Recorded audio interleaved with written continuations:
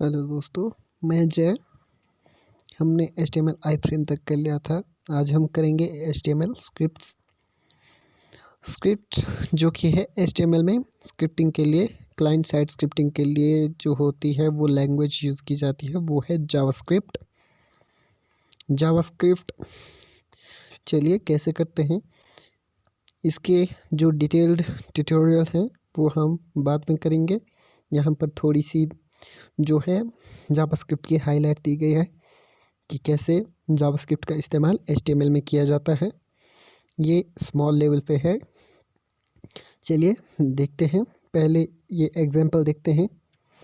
Try it yourself example को देख लेते हैं। यहाँ पर देखिए माय फर्स्ट जावास्क्रिप्ट, ये एक जावास्क्रिप्ट का इस्तेमाल इस पेज में किया गया है। तो चलिए देखते हैं। यहाँ पर नीचे एक बटन दिया है, इस बटन को आप देख सकते हैं। जब हम इस बटन पर क्लिक करेंगे तो डेट और टाइम नीचे लिखा हुआ आएगा। इस तरह का जो प्रोग्राम है, पेज है, वो स्क्रिप्टिंग लैंग्वेज से बनाया जा सकता है। स्क्रिप्टिंग लैंग्वेज से जो है वो किसी भी पेज को डायनामिक बनाया जा सकता है, उस पेज को चेंजेबल बनाया जा सकता है। जैसे कि किसी यूज़र के लिए, स्पेसिफिक यूज़र के लिए स्पेसिफिक स्टाइल बनाया जा सकता है। जैसे कि कोई एंड्रॉयड यूज़र है या मोबाइल में उस वेब पेज को देख रहा है, उसके लिए हम उस तरीके से उसको दिखा सकते हैं, उसको कंटेंट प्रोवाइड कर सकते हैं। या कोई टैबलेट में दिख रहा है या डेस्कटॉप में, तो उसको हम उस तरीके से वेब पेज को शो करा सकते हैं। ये है एक स्क्रिप्टिंग लैंग्वेज का फ़ायदा या यूज़ कहें तो। जब भी हम इस जो है ये बटन पर क्लिक करेंगे तो नीचे जो भी इसमें स्क्रिप्ट यूज़ की गई होगी वो एग्जीक्यूट हो जाएगी और इसका रिज़ल्ट दिख जाएगा। किसी भी तरह की स्क्रिप्ट हम यूज़ कर सकते हैं, एग्जीक्यूट करा सकते हैं इस तरह से। जैसे ही मैं इस बटन पर क्लिक करूँगा तो देखते हैं कि यहाँ पर टाइम जो है वो अपडेट हो जाएगा, लेटेस्ट। ये देखिए, ये टाइम जो है अपडेट हो गया है। ये जो टाइम है ये क्लाइंट ब्राउज़र में जो मेरा फ़ोन है, ये सिस्टम का टाइम दिखा रहा है। जो भी इस फ़ोन में टाइम सेट है, ये उस टाइम को दिखा रहा है। तो अब देखते हैं इसका फॉर्मूला क्या है स्क्रिप्ट को लिखने का। जैसे कि आप यहाँ पर देख रहे होंगे, ऊपर यहाँ पर एक H1 एलिमेंट यूज़ किया गया है। H1 एलिमेंट के नीचे एक जो है बटन जो है, इस बटन को नीचे वाले सेकंड बटन को जो है उसको क्रिएट करने के लिए इस बटन को, ये बटन एलिमेंट यूज़ हुआ है। ये पेयर्ड एलिमेंट है। फर्स्ट में बटन ओपन और क्लोज, इसके बीच में जो भी है वो टेक्स्ट है, click me to display the date and time. इस बटन में ये टेक्स्ट जो है इस बटन के अंदर आ जाएगा लिखा हुआ।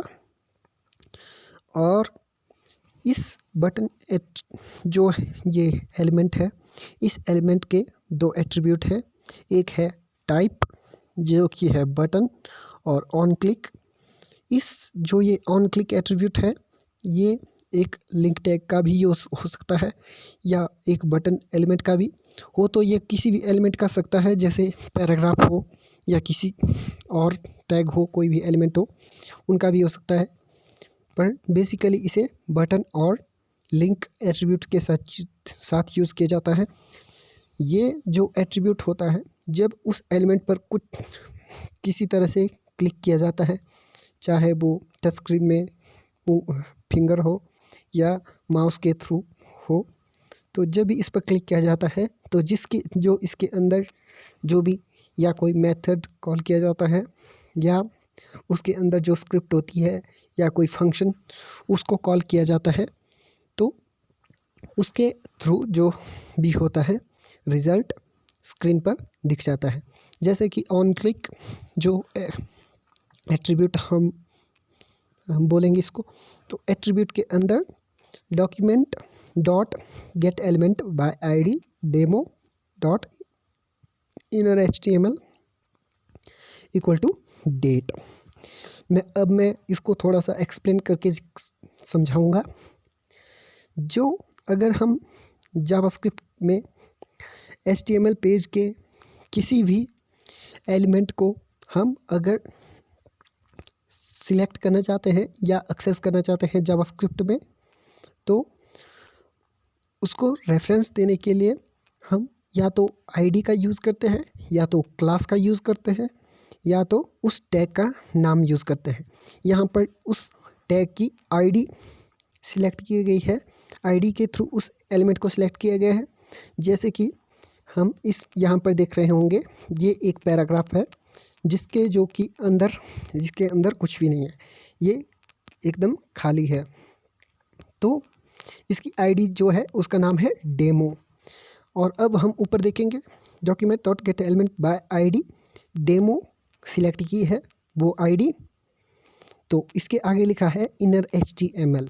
इनर HTML का मतलब है उस एलिमेंट जो है आईडी जो है डेमो, उस आईडी एलिमेंट के अंदर का टेक्स्ट या उस आईडी के अंदर कोई भी HTML एलिमेंट क्या होगा, तो वो है डेट।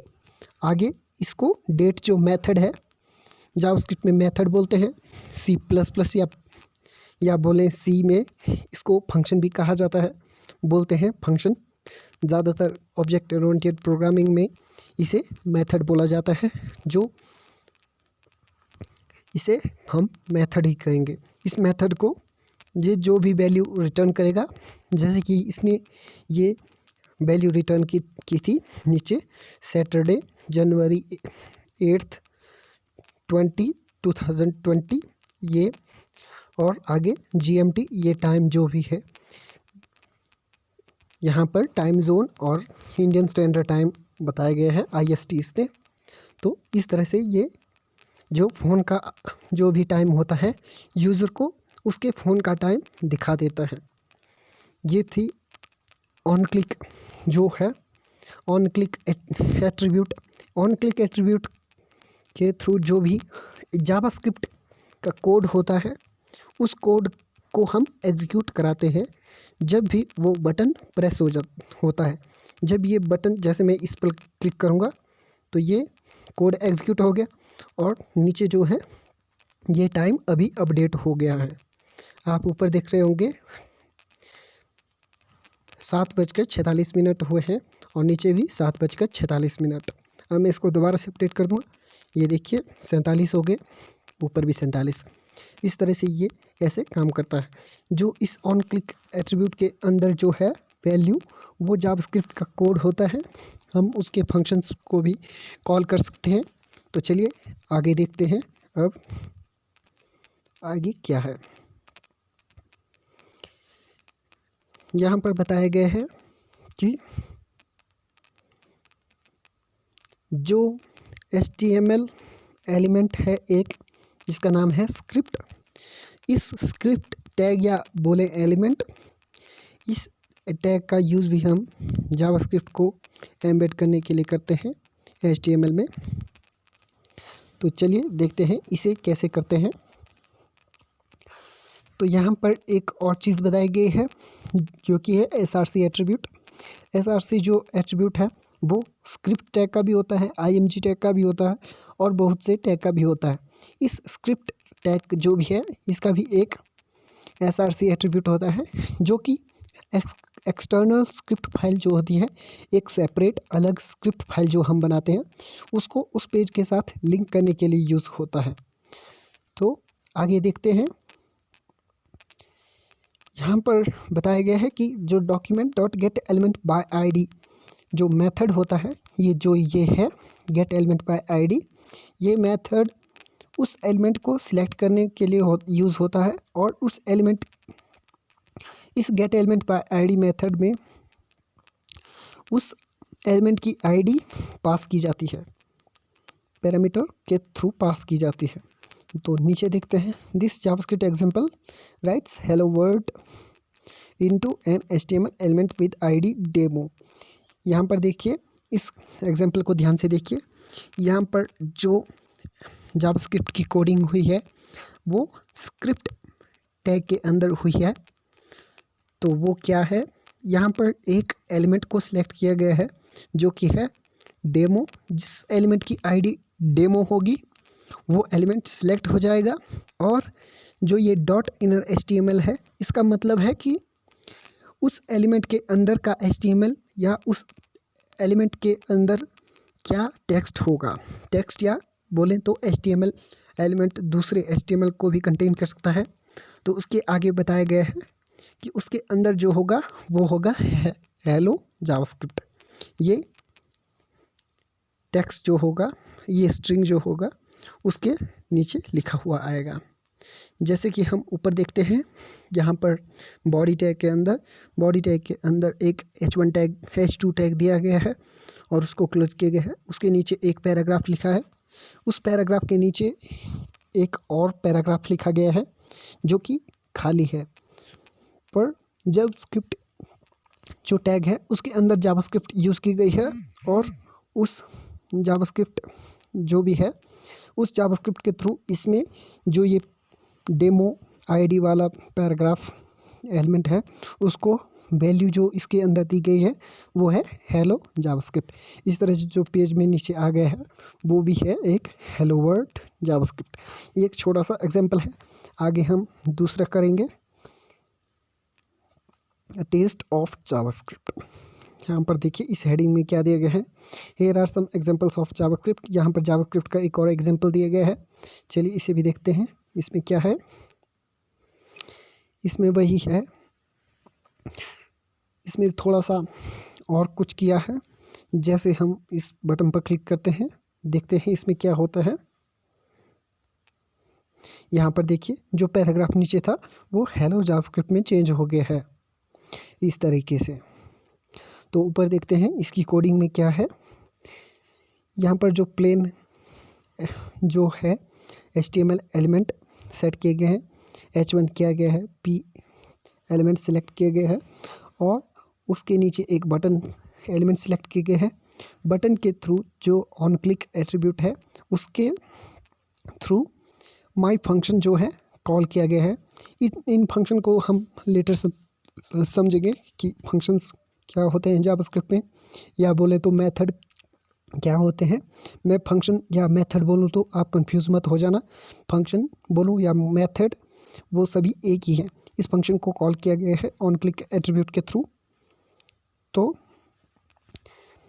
इस फंक्शन की डेफिनेशन देखते हैं कहाँ पर दी गई है, इस फंक्शन को कैसे ये एग्जीक्यूट होता है। नीचे स्क्रिप्ट जो है टैग दिया गया है, स्क्रिप्ट टैग, और उस स्क्रिप्ट टैग के अंदर जो है वो फंक्शन डिफाइन किया गया है।